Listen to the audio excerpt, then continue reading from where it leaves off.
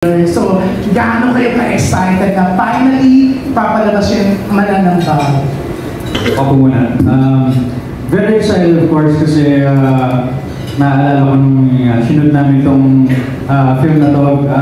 Napakasaya lang. Enjoy lang talaga. Saya kasama nitong cast na to and with Direk Adolf.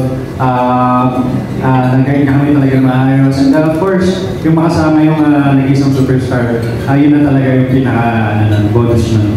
Kaya excited na kami na mapanood nyo to soon.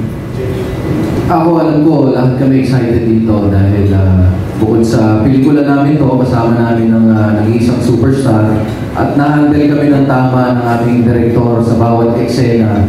At ako, proud ako na mapapanood mong sarili ko ulit sa isang pelikula na nagkataon lang din na ngayon lang din kami uli nagkatrabaho ng mga kapatid ko at isang pelikula pa. Kaya para sa akin, so napaganda namin ito ng gusto.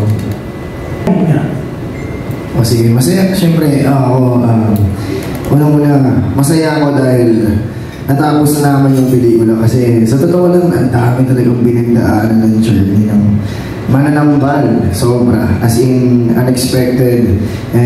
Pero, masaya ako kasi naraos namin, natapos namin ng maayos, walang nasaktan, walang napahamak, o kahit na anumang negatibong pangyayari, wala nangyari dito sa pelikula na to.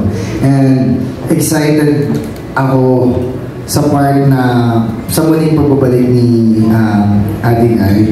And kami magkasama-sama sa pelikula na to para ipakita ang tunay na ibig sabihin kung ano ba talaga yung Mananambal. Kung masama ba talaga siya or mabuti. So, yun. For me, finally, na papalabas na itong Mananambal, gaya nga sinabi nila, maraming pinagdaanan itong pelikula namin. And syempre, with the direction of Direk Adolf, inatapos namin yung pelikula.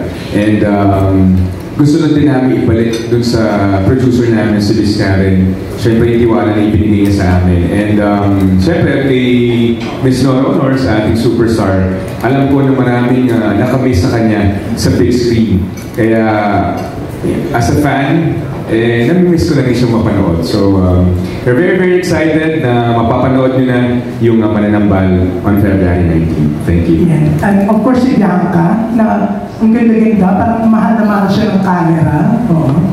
Abangan po ninyo ang Mananambal, showing in cinemas nationwide, February 19 na po. Maraming salamat. Yeah, thank you.